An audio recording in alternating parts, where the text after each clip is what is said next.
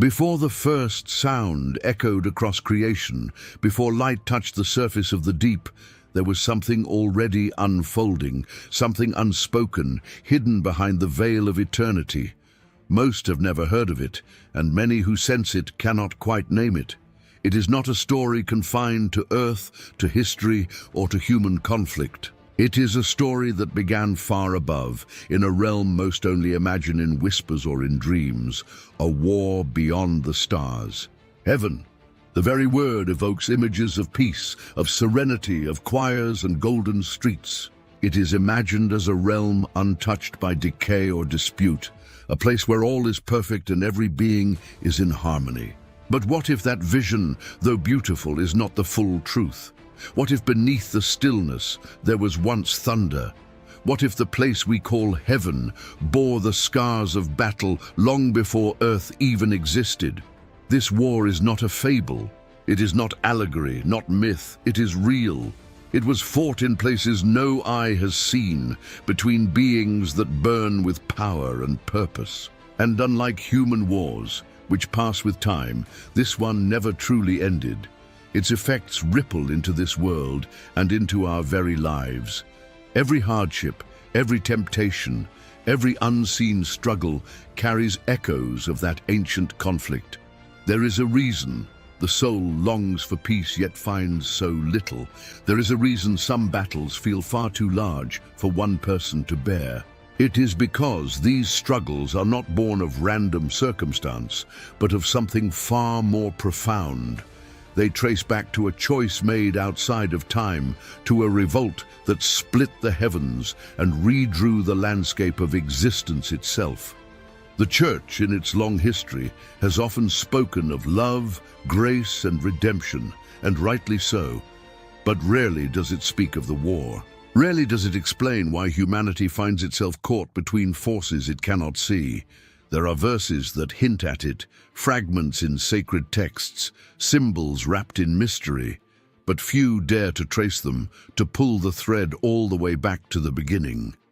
Yet the beginning is where the truth lies, a truth too dangerous to ignore, too explosive to dismiss. This war, hidden behind theology and ritual, is the very source of our fractured reality.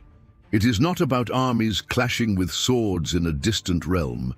It is about allegiance, about identity, about a breach in the order of heaven itself. There was a moment, unseen by time, when harmony was broken, a single act, a spark of defiance, and suddenly eternity was no longer still. The perfect order of the spiritual realm began to crack. What could have caused such a thing? What power could defy the very fabric of divine structure?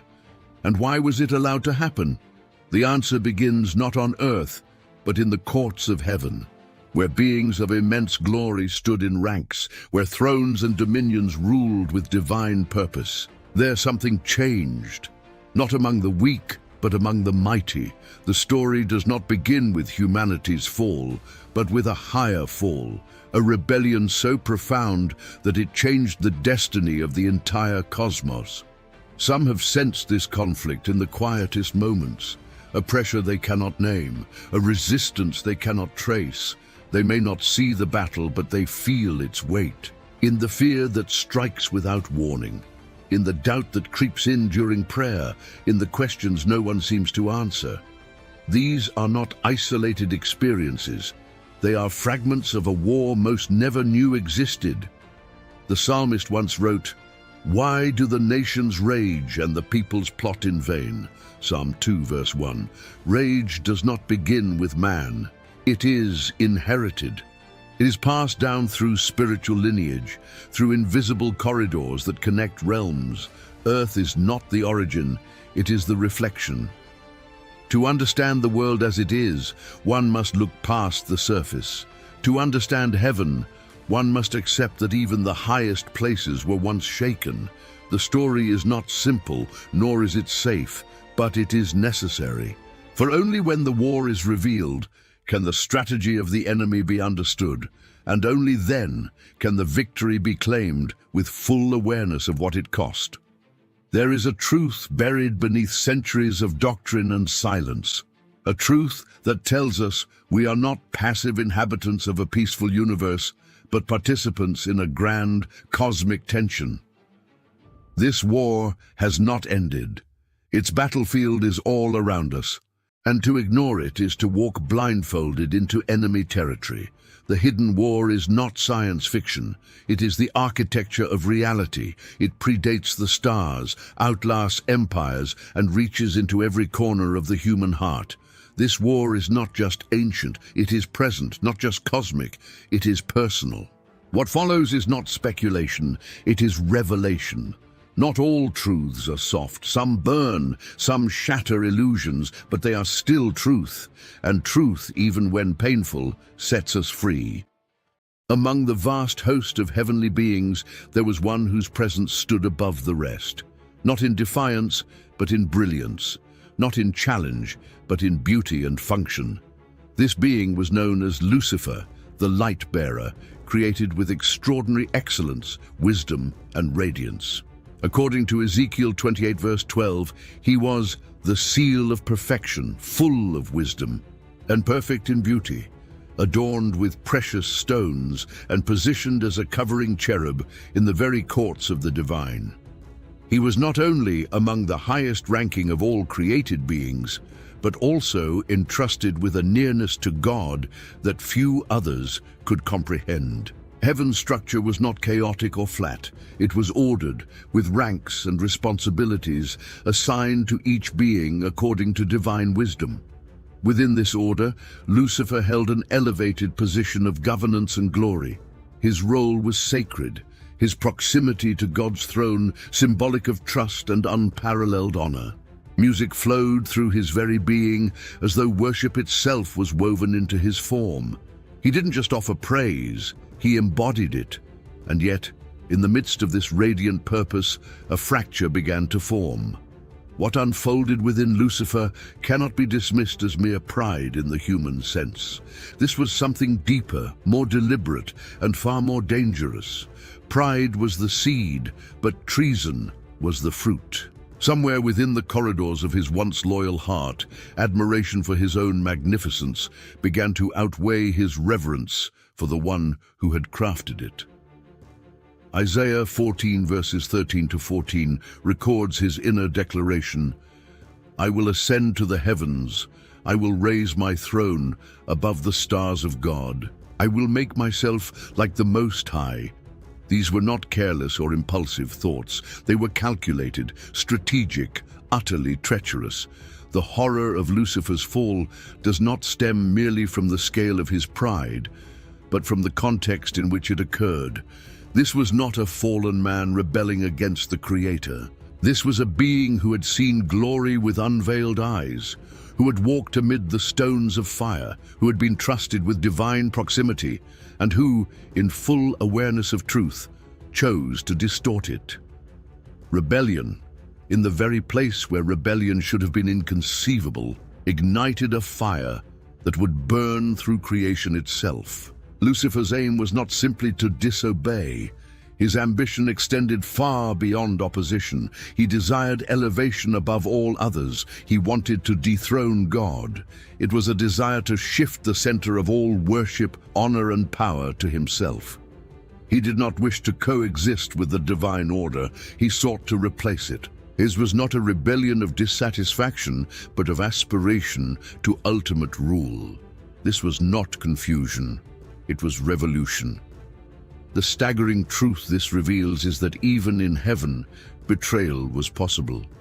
The very sanctuary of holiness, purity, and celestial order contained within it the capacity for corruption, not because God created evil, but because he created beings with the capacity for choice. Lucifer was not a robot. He was not forced into obedience. His worship, his service, his splendor, it all stemmed from volition. And where there is freedom, there is also the potential for rebellion.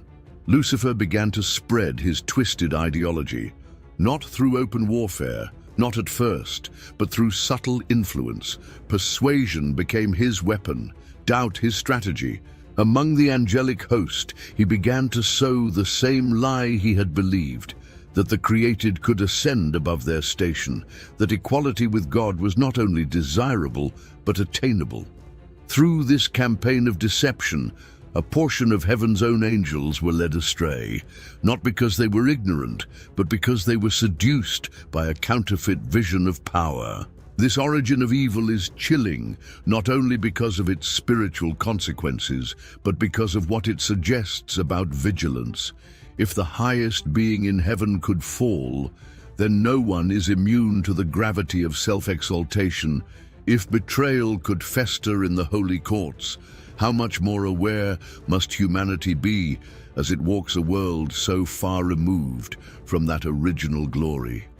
Lucifer's descent reminds us that no place is so sacred that it is safe from pride, and no being so exalted that it cannot choose rebellion.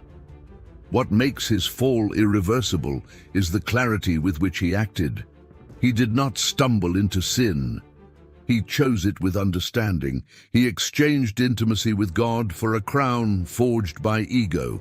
He traded truth for a lie he crafted himself, and he led others into that same delusion, fracturing heaven's harmony and birthing a schism that would spill into every layer of creation.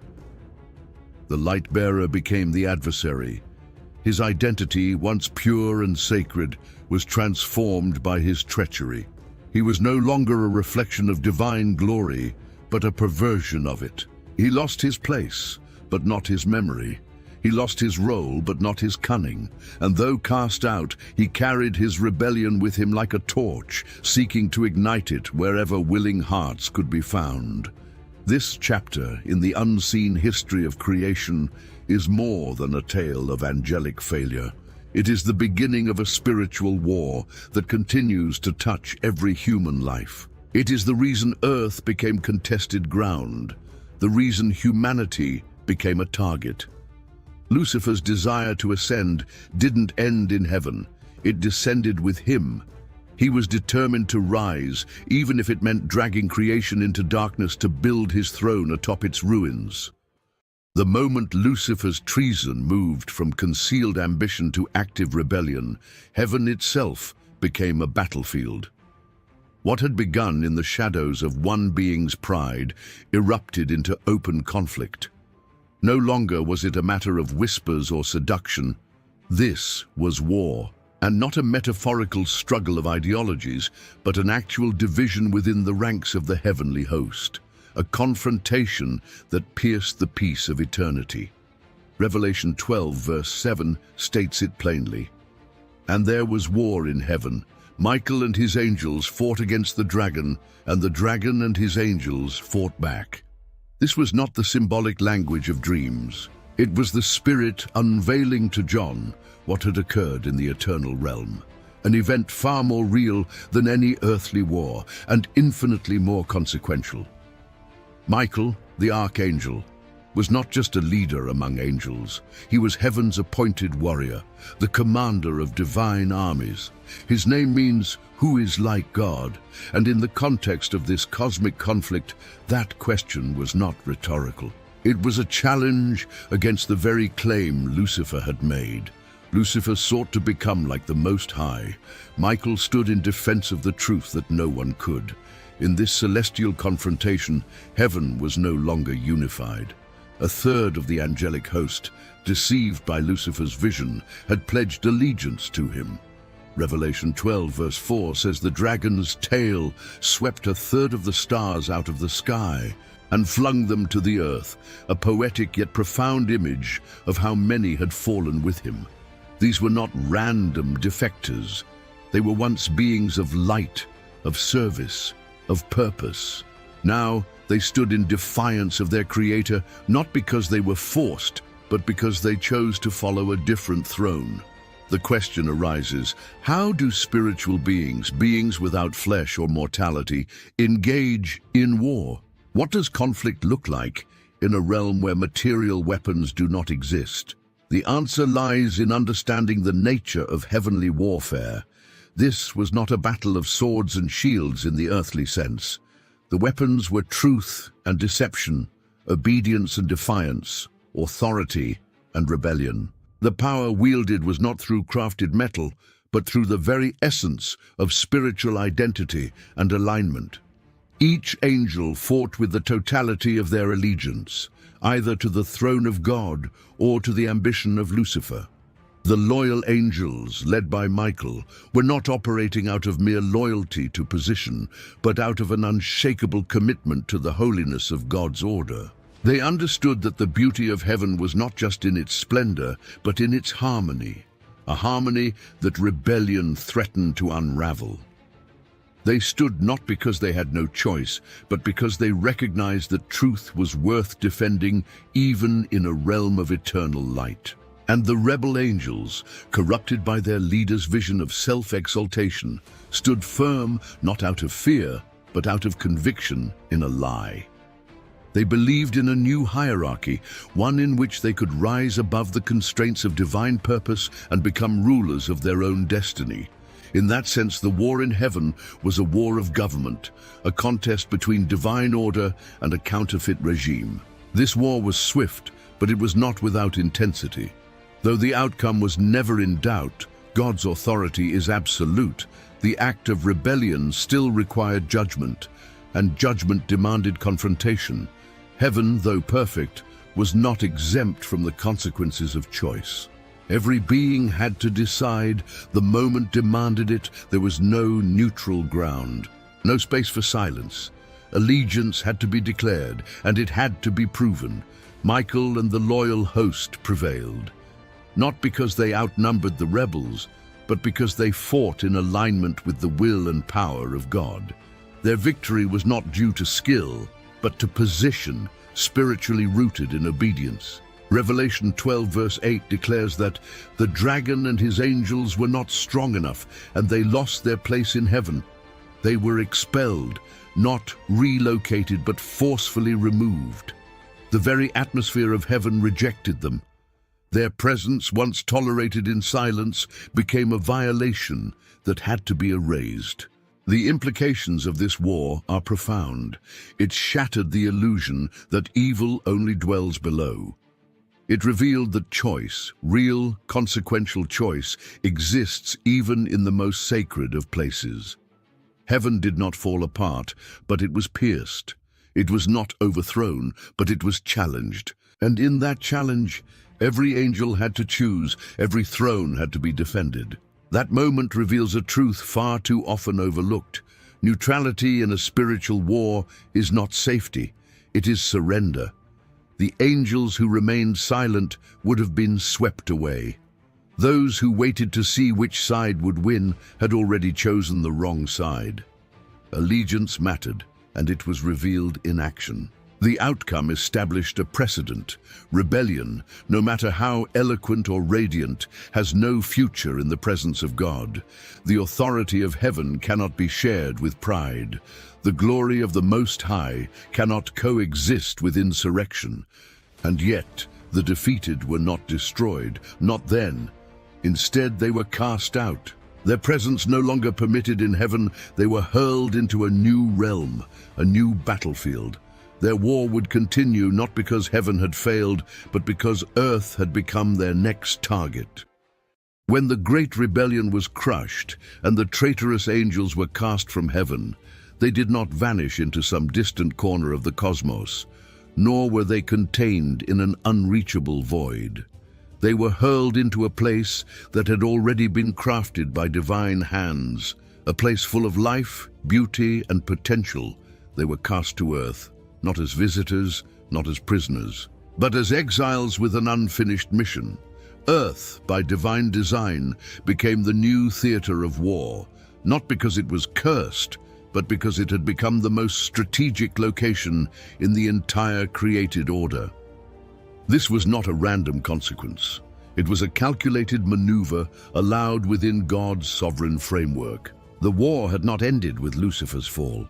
It had only shifted in focus, and in this new phase, humanity would become the center of attention. What began as a cosmic rebellion among celestial beings now descended into the realm of flesh and soil, where a different kind of creation had begun to flourish. In the beginning, Earth was not designed for conflict. It was not built as a battlefield, but as a garden. a sanctuary of communion between the Creator and his image-bearers. The Garden of Eden was the first sanctuary, not simply because it was beautiful, but because it hosted presence. It was a realm where heaven touched earth, where God walked with man. And it was here, in this sacred space, that the enemy made his move. Satan's appearance in Eden was not an impulsive act. It was a carefully orchestrated invasion. He had lost access to heaven, but he had not lost his will to dominate. And he understood something critical. Earth had been entrusted to humanity. Dominion had been given not to angels, but to mankind.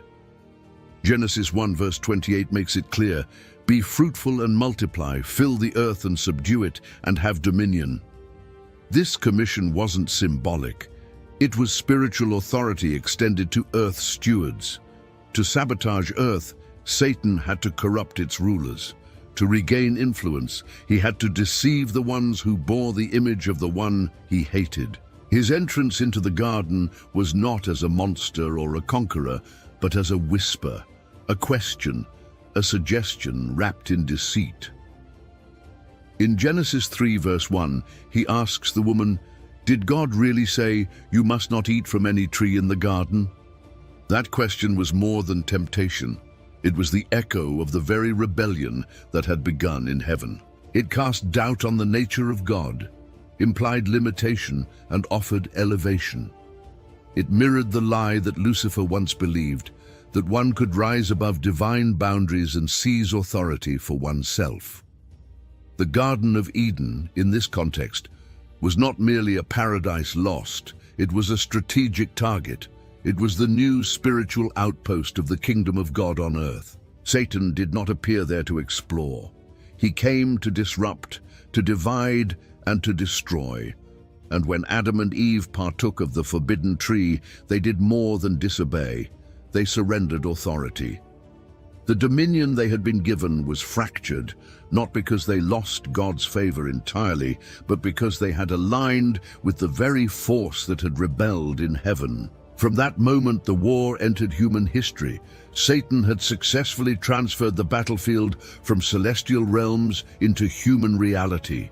Humanity, made in God's image, now carried the consequences of spiritual betrayal.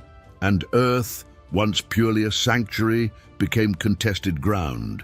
The curse that followed was not simply punishment, it was the spiritual fallout of war. Thorns, pain, sweat, death, these were not arbitrary. They were signs that the environment itself had shifted. The earth had become a reflection of a larger conflict, and everything on it now bore the marks of invasion. But Satan's motivation went beyond spite. Humanity reminded him of what he lost. Each human life carried a reflection of the image he had once stood near in glory. Each soul carried the breath of the Creator, a spark of divine purpose that he could never reclaim. The hatred was not abstract, it was deeply personal. Every effort to deceive, to pervert, to destroy was fueled by vengeance against what he could no longer access. Earth became more than territory. It became a canvas upon which he would attempt to erase the image of God. The battlefield expanded rapidly. Cain killed Abel, not simply out of jealousy, but as the first human to act under corrupted influence. Idolatry arose. Cities were built on pride. Nations were founded on blood. From Babel to Babylon, the structures of human society began to mirror the spiritual rebellion that had seeded them. But even as earth fell deeper into conflict, it was not abandoned. God did not retreat. He began to act through covenants, through promises, through prophetic voices. He called out individuals like Noah, Abraham, and Moses, not merely to bless them, but to preserve a line, to protect a legacy, to prepare for a greater confrontation that was still to come. The enemy's strategy, however, evolved. It was no longer enough to deceive individuals. Now entire regions had to be claimed, cultures had to be shaped, thrones erected, altars defiled. The war on earth became generational, ideological, systemic. And yet, beneath the surface of every struggle, behind the veil of every empire and religion and war, the true battle continued, Satan seeking to maintain control, and heaven preparing to reclaim it. Earth was never random. It was chosen, not for destruction but for redemption, and because it was chosen, it became targeted. The presence of humanity on this planet is not meaningless, it is central. The war in heaven found its new frontier in the soil of earth, and every soul became a stake in the conflict. In the aftermath of humanity's fall, when the dust of Eden still echoed with the weight of consequence, a declaration was spoken, not just as a sentence of judgment, but as a prophetic unveiling. Genesis 3 verse 15 records it. "I will put enmity between you and the woman, and between your seed and her seed. He shall bruise your head, and you shall bruise his heel." This was not a casual remark. It was a divine proclamation of war. A spiritual battle line was drawn, and at its center stood the mystery of two seeds, one from the woman destined to crush the serpent's head, and one from the serpent determined to oppose and destroy. This singular verse ignited an ancient conflict that would shape the entire trajectory of human history. Satan understood immediately what this meant.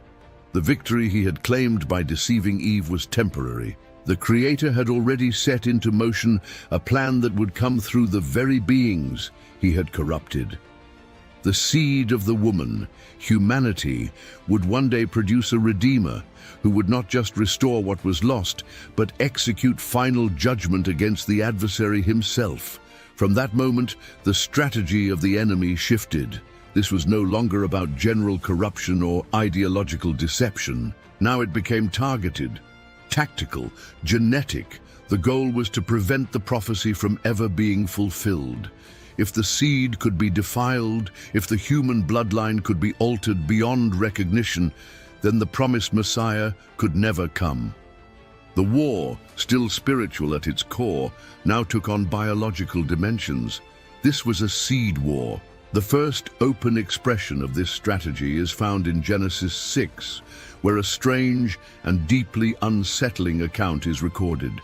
The text tells us that the sons of God saw that the daughters of men were beautiful, and they took wives for themselves of all whom they chose. This statement, brief yet loaded, reveals one of the most radical intrusions in biblical history. The sons of God, understood to be a specific group of divine beings, watchers, descended from their appointed stations and entered into forbidden unions with human women. From these unnatural pairings came the Nephilim. These were not ordinary giants. The term Nephilim carries connotations of fallen ones, of hybrids born from celestial rebellion and earthly flesh. They were powerful, violent, and utterly corrupted in nature. Their presence on earth was not incidental. It was strategic. The offspring of these unions polluted the human genome, introducing an unholy mixture that threatened to wipe out the pure lineage necessary for the Redeemer's arrival. Genesis 6 verse 4 calls them the mighty men who were of old, men of renown. Cultures around the world preserve fragmented memories of these beings, giants, demigods, hybrid kings who ruled with cruelty and might. Their fame did not stem from righteousness. It came from domination. They were a physical manifestation of a spiritual war being waged in the realm of blood. The result of this invasion was catastrophic. Humanity, already fallen, was now facing extinction not just morally, but biologically. The image of God, encoded into human DNA, was under siege. Satan's plan was brilliant in its cruelty. If every human line could be corrupted, then the prophesied seed would never emerge. The bloodline would be broken before it could bear the Christ. This context gives new depth to the story of Noah. The flood was not an arbitrary punishment for widespread sin. It was a divine countermeasure. Genesis 6 verse 9 notes that Noah was perfect in his generations, a phrase that scholars recognize as indicating genetic purity. He and his family had not been defiled by the corruption that had spread through intermingling with the fallen. The flood, then, was not merely judgment, it was preservation, a cleansing not just of wickedness, but of contaminated bloodlines. It was a global reset to ensure the seed could still come. Yet even after the flood, the seed war did not end. Genesis 6 verse 4 adds that the Nephilim were on the earth in those days and also afterward. Somehow, whether by another incursion or through remnants that survived in some form, the enemy reintroduced this genetic warfare. We find their presence again in the post-flood world, in the reports of Israelite spies in Numbers 13 verse 33, who encountered the descendants of Anak and said, "We seemed like grasshoppers in our own eyes, and we looked the same to them." The Canaanite tribes that God commanded Israel to utterly destroy were not ordinary nations. Many of them bore the marks of Nephilim heritage, unnaturally large, aggressive, and steeped in blood rituals. This was not genocide, it was targeted spiritual warfare. The seed war continued through every era, and every time Israel advanced, the enemy responded with resistance rooted in corrupted bloodlines and pagan power. This also explains the intense spiritual atmosphere surrounding the genealogies of the Bible. What might seem like long lists of names are, in truth, records of preservation. They trace the unbroken line from Adam to Abraham, from David to Christ. The enemy understood this lineage far better than many believers do today. Every attempt to destroy Israel, every massacre of infants, every threat of extinction against the Jewish people throughout history, each one was an extension of this ancient war. When Pharaoh ordered the death of Hebrew baby boys in Egypt, it was not simply population control.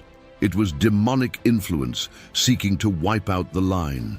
When Herod commanded the slaughter in Bethlehem after hearing of Jesus' birth, it was not politics, it was prophecy under attack. Revelation 12 paints this image vividly, showing the dragon waiting before the woman to devour her child as soon as he was born. The Messiah was the target from the very beginning, and yet despite centuries of infiltration, war, and genocide, the seed survived. The promise remained intact. The Messiah came, not through a corrupted line, but through a virgin, overshadowed by the Holy Spirit, born in defiance of every effort made to prevent his arrival. The war over the seed was not just spiritual or genetic, it was also prophetic. The enemy understood that prophecy is not merely prediction, it is a declaration of what heaven intends to bring to pass. To resist prophecy is to wage war against the will of God. And Satan has done so with relentless focus, not only in ancient times, but even now. The war continues in modern forms through ideology, technology, and biology. The human body and the sanctity of life remain battlegrounds. The image of God is still under attack. The lines between human and machine, male and female, truth and delusion are being blurred again. As the war between heaven and rebellion spilled into the physical world, a new chapter of interference began, one that blurred the lines between realms in a way never sanctioned by divine order. It was not just the corruption of human bloodlines that became a threat to God's redemptive plan. Equally dangerous was the corruption of human knowledge, the unauthorized unveiling of secrets that were never meant to belong to man. At the heart of this disruption stood a group known as the Watchers. These beings, referenced briefly in Genesis 6 and expanded upon in the Book of Enoch and other ancient texts, were not imaginary or poetic metaphors. They were real, divine sentinels, a class of angels appointed to observe and oversee aspects of human development. They were never meant to interfere directly. Their role was that of watchers, not participants. But as the world grew in population and humanity increased in influence, something shifted within them. Admiration turned to desire, duty gave way to rebellion. Led by a chief named Semjaza, 200 of these celestial beings descended upon Mount Hermon and made a solemn pact. They agreed together to defy their divine mandate and take human women as wives. But this act of physical union, however vile, was only the first step. The deeper sin was in what they brought with them, knowledge not meant for the human race. Knowledge that would alter the trajectory of civilization and accelerate the corruption of Earth. The Book of Enoch gives detail to what was taught. Azazel, one of the leading watchers, taught men to craft swords, knives, and shields, to make war instead of peace. He introduced the use of metals and the forging of tools that would give one man power over another. But it did not stop with weapons. The Watchers taught enchantments, the manipulation of nature through incantations and symbols. They taught astrology, divination, and the interpretation of omens. They brought knowledge of root cutting, the use of herbs to heal or to poison, and the art of cosmetics, used not merely for adornment but for seduction, control, and deception. This was not advancement, it was contamination. The knowledge was not just forbidden because it was dangerous, but because it was delivered in rebellion. It was separated from wisdom, divorced from holiness, given not to honor the Creator, but to elevate man and empower sin. With these teachings, humanity became ensnared in tools that mimicked divine power, but were used in perverse and self-serving ways.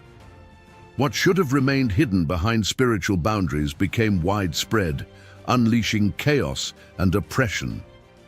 The influence of the Watchers was swift and devastating. Societies began to evolve not around the worship of God, but around the manipulation of creation. Cultures emerged with strange rituals, dark ceremonies, and sacred sites built on blood and domination. The giants born of the Watchers, the Nephilim, became tyrants, revered not for wisdom, but for sheer might. And those who taught forbidden arts became viewed as gods, sages, and prophets in civilizations long separated from their original innocence. It's critical to understand that these acts were not mere disobedience, they were insurgency. The Watchers were not confused about their purpose. They were heavenly beings, created with knowledge of the divine. Their rebellion was calculated. Their dissemination of forbidden knowledge was coordinated. They were not myth-makers. They were combatants in a war against heaven's design, and they chose to arm humanity with tools of spiritual destruction. God's response was not delayed. According to Enoch's writings, the cry of the earth rose to heaven, the groaning of nature, the blood of the innocent, the widespread lawlessness. Judgment was swift. The archangels, Michael, Raphael, Gabriel, and Uriel, were dispatched with specific instructions. The Nephilim were to be destroyed. The Watchers were to be bound. One by one, these insurgent angels were seized and cast into a place of darkness, an abyss known as Tartarus in later texts. Jude verse 6 confirms this fate, stating, "And the angels who did not keep their own domain, but abandoned their proper dwelling, these he has kept in eternal bonds under darkness for the judgment of the great day." Their sin was too grave to be ignored, too damaging to be left unchecked. They were locked away, but their influence, tragically, remained. The knowledge they introduced did not vanish with them. It continued, preserved in oral tradition, later encoded into occult systems, passed down through civilizations that had no idea where it came from, or worse, worshipped its origin. From the mysteries of ancient Babylon to the rites of Egypt, from the blood-soaked temples of Mesoamerica to the secret schools of alchemy and sorcery in medieval times, the shadow of the Watchers never fully disappeared. In today's world, this influence manifests not only through explicit occultism, but in subtle forms, philosophies that exalt man above God, technologies that mimic creation without reverence, spiritual practices divorced from holiness, and systems of power that prey on the weak under the guise of enlightenment or liberation. The same old whispers, rebranded for modern ears. The Watcher's rebellion opened doors that humanity was never equipped to walk through. Portals into realms of thought and spirit that require divine covering, not curiosity. Their teachings dismantled boundaries between heaven and earth, truth and deception, order and chaos. And those doors, once opened, remain a threat until they are shut by authority greater than what opened them. This is why God judged the Watchers so harshly. Not only because they disobeyed, but because their disobedience wounded the world. They betrayed their place, violated the sacred trust, and turned their gaze downward in pursuit of power. They infected humanity with knowledge that bore the appearance of wisdom, but carried the weight of death. Long after the visible conflicts of ancient days faded into history books and ruins, an invisible war continued to shape the world in profound ways. Though swords rusted and empires fell, the real powers that orchestrated those battles remained in place, entrenched, veiled, and still operating. When Paul wrote in Ephesians 6 verse 12 that we wrestle not against flesh and blood, but against principalities, against powers, against the rulers of the darkness of this world, against spiritual wickedness in high places, he was peeling back the curtain on a spiritual infrastructure that governs reality. He was revealing that the true war, the one that began in heaven and spilled onto earth, never ended. It merely changed dimensions. Paul's words were not metaphorical. He was describing a structured hierarchy in the unseen realm. These were not vague ideas or cultural superstitions. They were, and still are, real spiritual entities assigned to rule over specific domains, cities, nations, institutions, ideologies. They are the invisible hands that influence the visible systems. Thrones are not just seats of earthly power. They are spiritual platforms. Principalities are not merely large regions of control. They are territories governed by ancient spirits whose roots go back to the earliest chapters of rebellion. After the fall of man and the corruption of creation, the earth did not simply descend into chaos. It was reorganized. The divine order had been disrupted, and what remained was a world layered with spiritual zones, places of influence and authority occupied by forces that were no longer aligned with the Creator. These principalities set up dominion in the atmosphere around humanity. They were not omnipresent or all-powerful, but they were deeply embedded into the systems people interact with every day. Deuteronomy 32 verse 8, when rendered from its older manuscripts, offers a profound revelation. When the Most High gave the nations their inheritance, when he divided mankind, he fixed the borders of the peoples according to the number of the sons of God.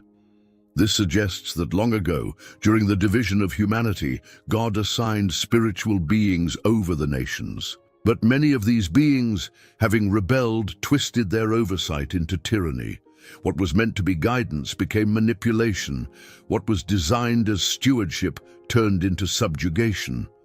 This is why entire regions of the world can carry distinct spiritual climates. Some cities pulse with greed and pride, others are drenched in violence, despair, or oppression.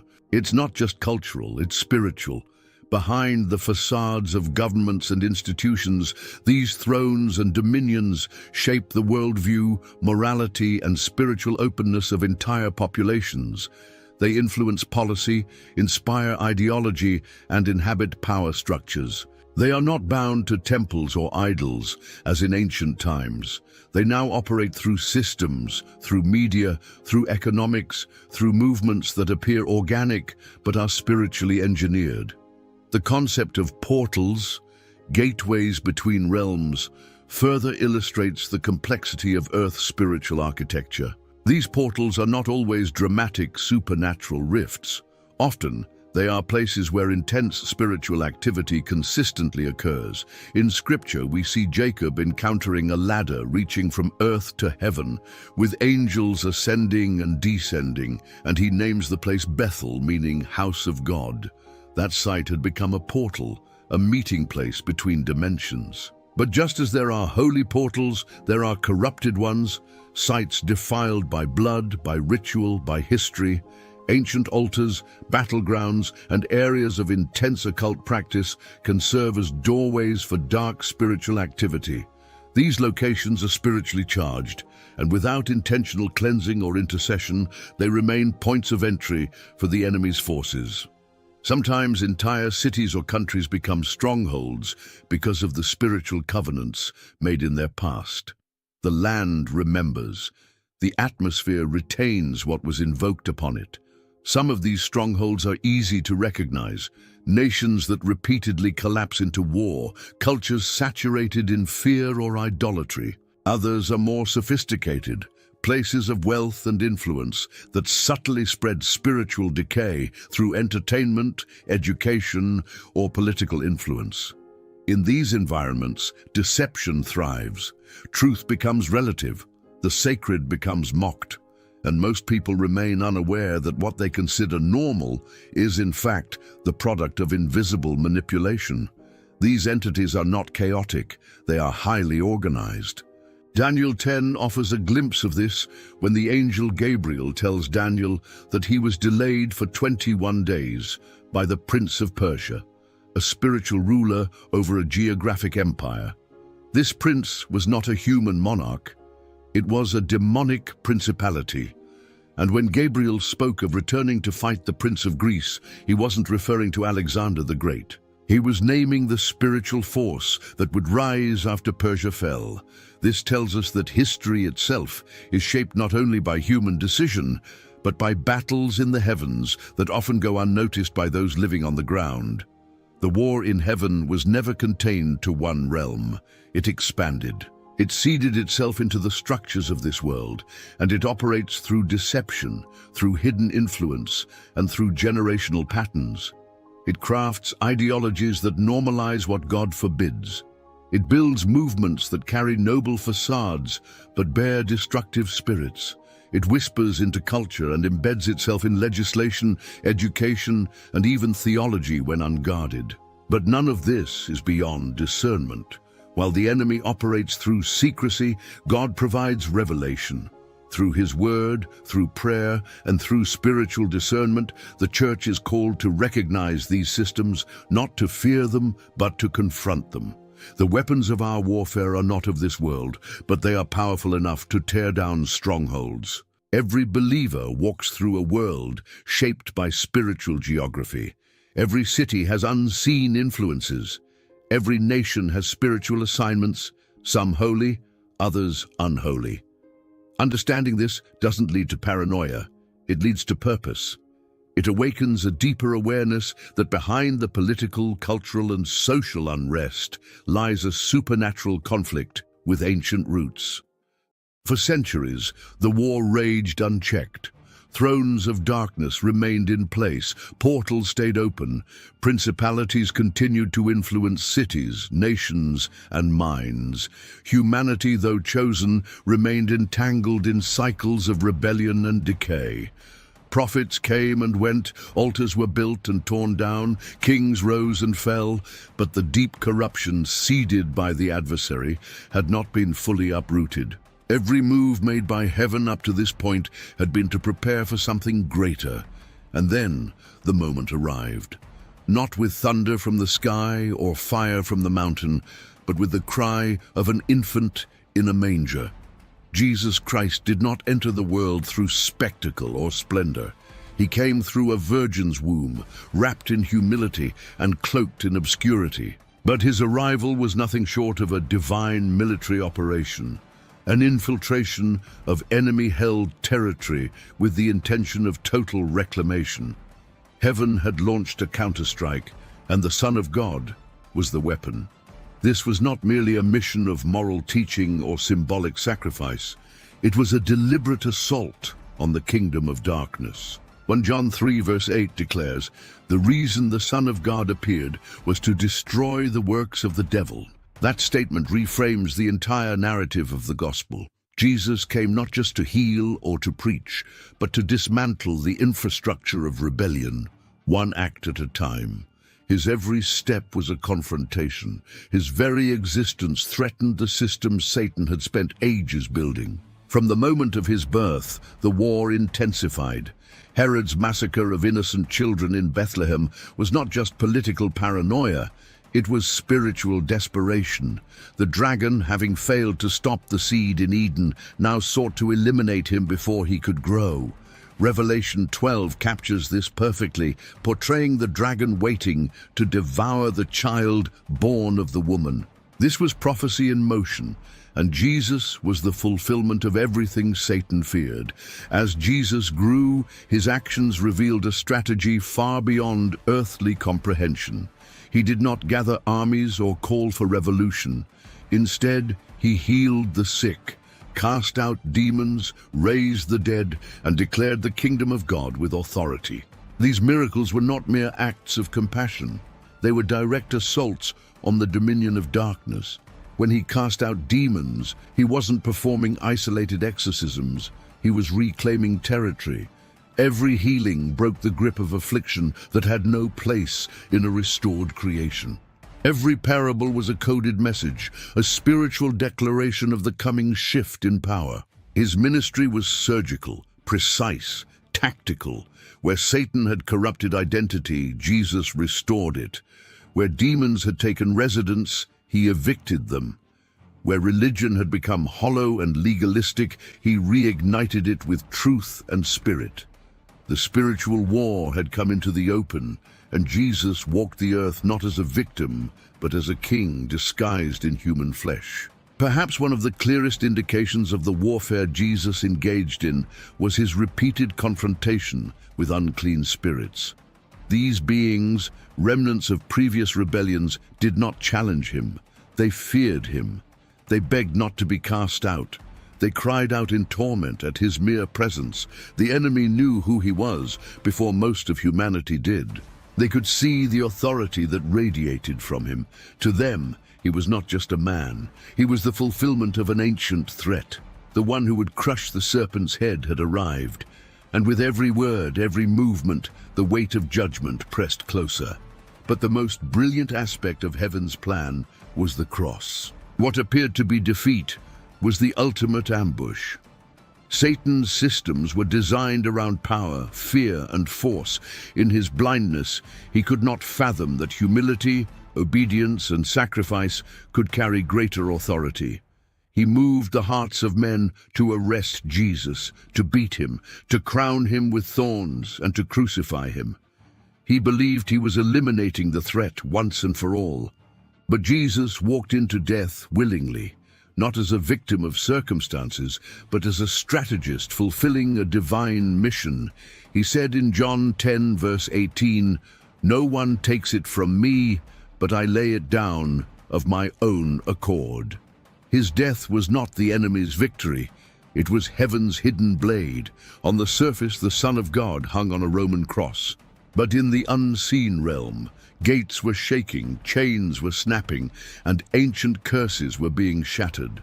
Colossians 2 verse 15 reveals what happened behind the veil. And having disarmed the powers and authorities, he made a public spectacle of them, triumphing over them by the cross. The cross was not just a tool of execution, it was a battlefield.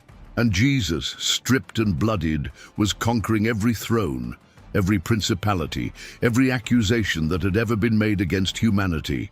He took the full weight of sin, bore the curse, and absorbed the penalty, not to maintain peace, but to secure victory.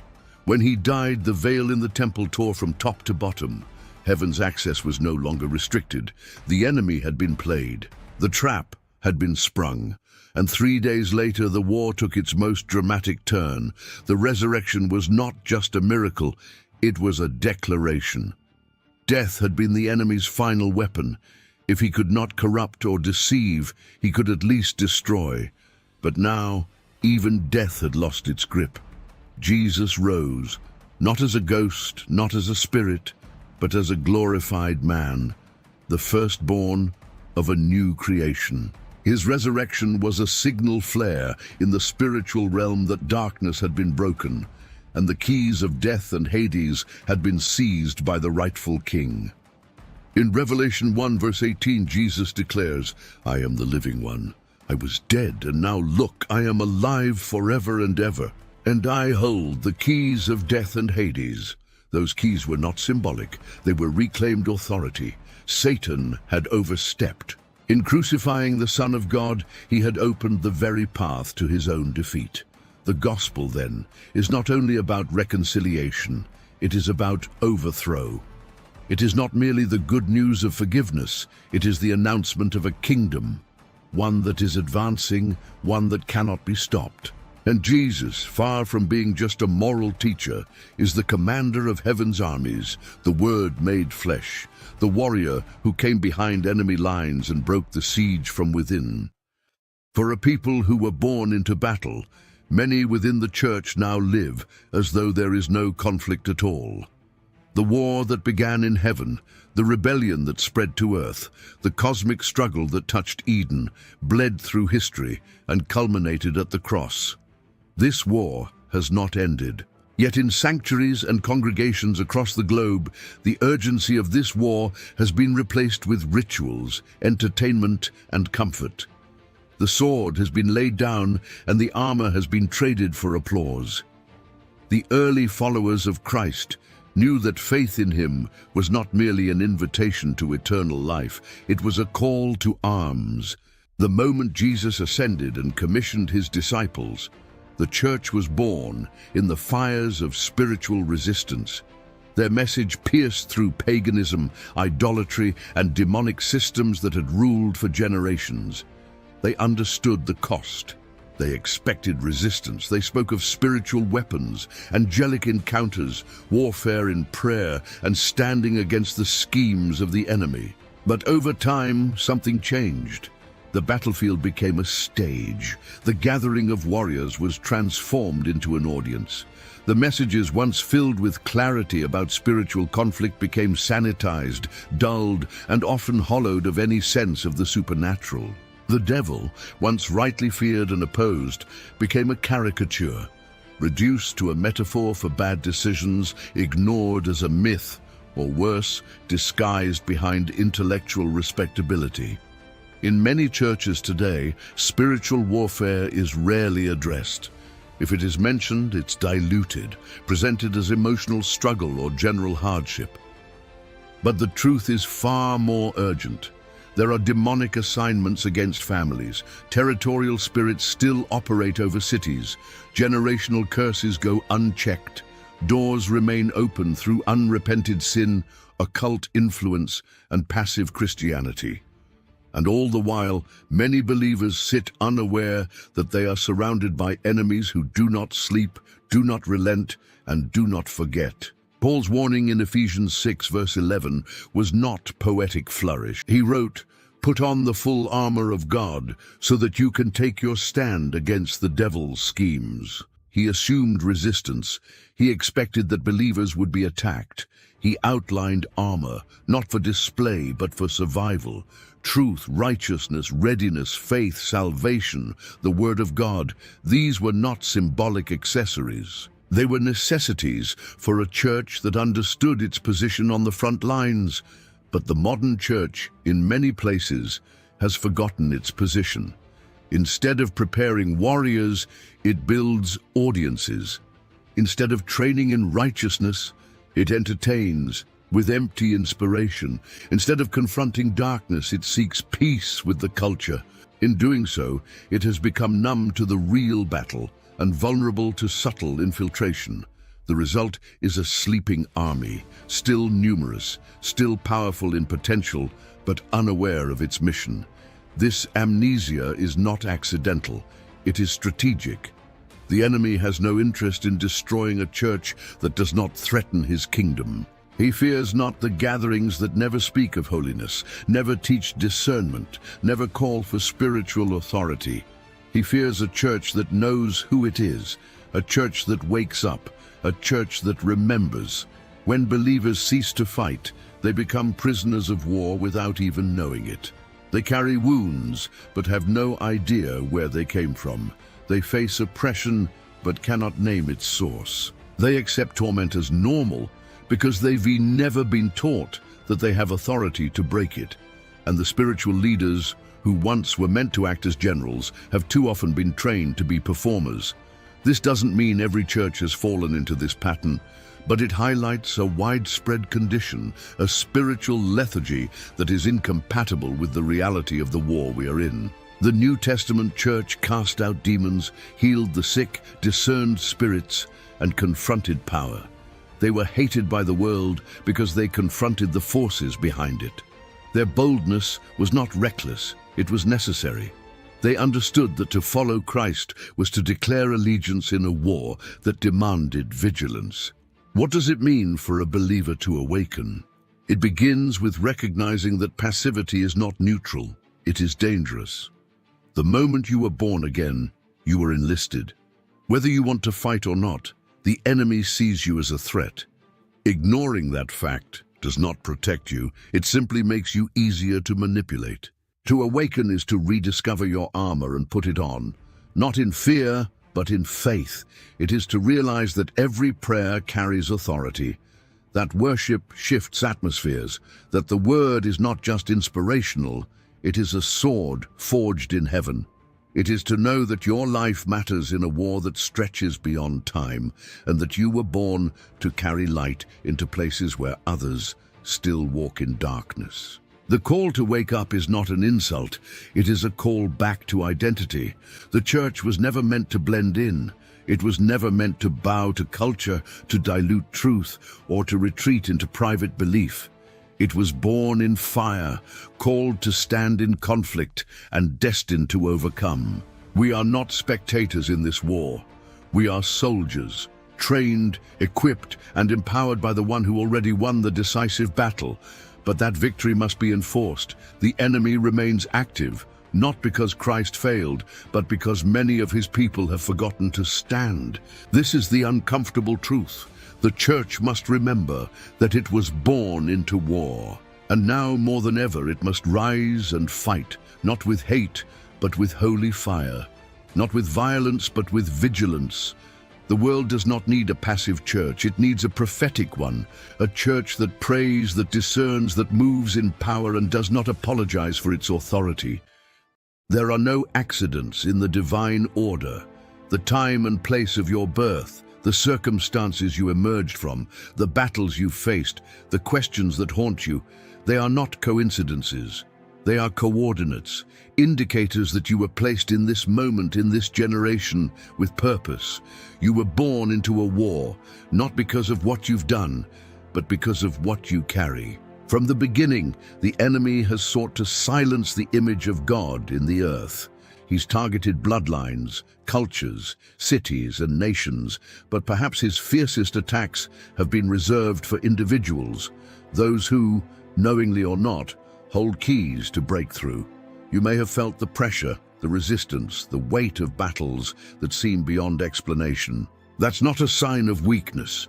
It's a mark of significance. Darkness does not waste its ammunition. If you've been targeted, it's because you matter. You are not here to merely survive. You were never meant to float through life, avoiding risk and avoiding impact. The very breath in your lungs is a testimony that heaven has not given up on this world, and you are part of that story. This is not flattery.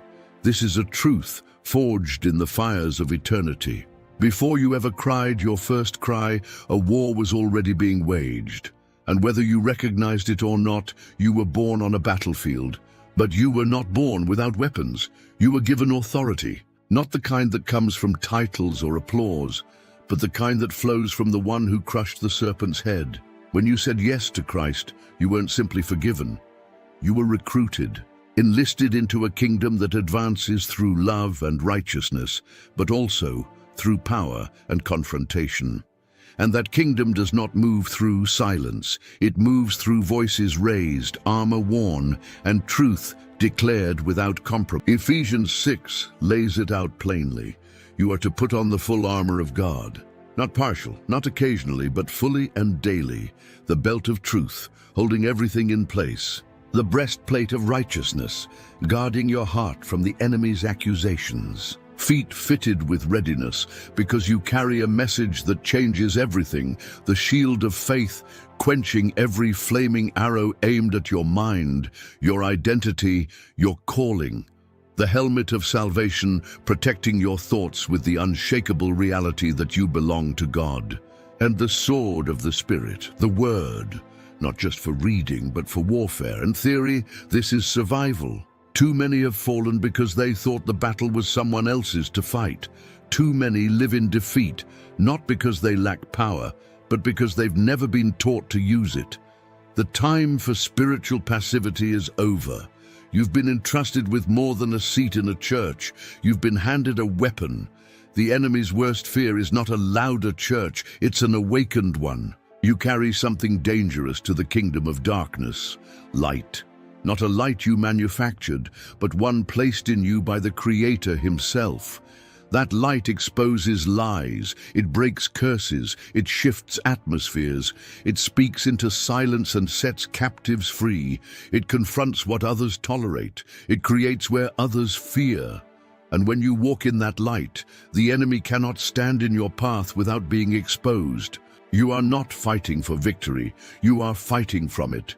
Jesus already broke the spine of Satan's authority. The war was won at the cross.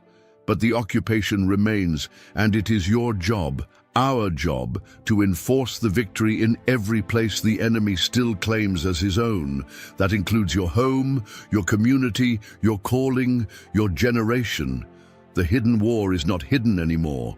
Now that you see it, now that you feel its weight, the next move is yours. You don't need to wait for a sign. You are the sign. You don't need another word.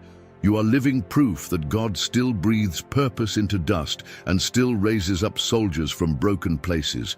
You don't need perfect qualifications. You need availability, willingness, a heart that says yes even when fear whispers no. Understand this, the enemy knows who you are, even if you don't. He sees your potential. He sees the chains you were born to break, the strongholds you were meant to tear down, the legacy you were meant to rewrite. And he's terrified. That's why he attacks. That's why he lies. That's why he distracts, numbs, and seduces. Because if you ever truly step into your authority, his dominion in your territory ends. This is the call to arms, a call to physical violence, but to spiritual vigilance. A call to discernment in a world drunk on confusion. A call to boldness in a culture that worships silence. A call to purity in a time of compromise. You don't need to be loud to be powerful.